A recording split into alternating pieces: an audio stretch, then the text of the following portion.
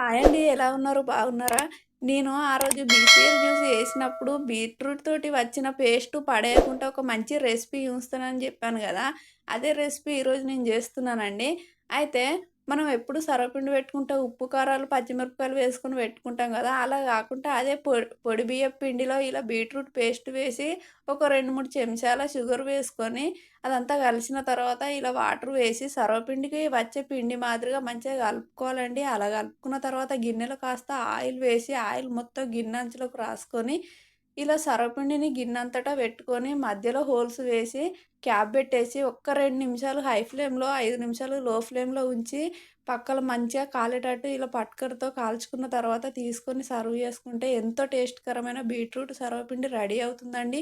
ఇందులో షుగర్ వేయడం వల్ల కాస్త తొందరగా అడుగంటుతుంది. అలా చూసుకొని మాత్రం మంచిగా కాల్చుకొని తీసుకొని తినేసేయండి. చాలా బాగా కుదురుతుంది.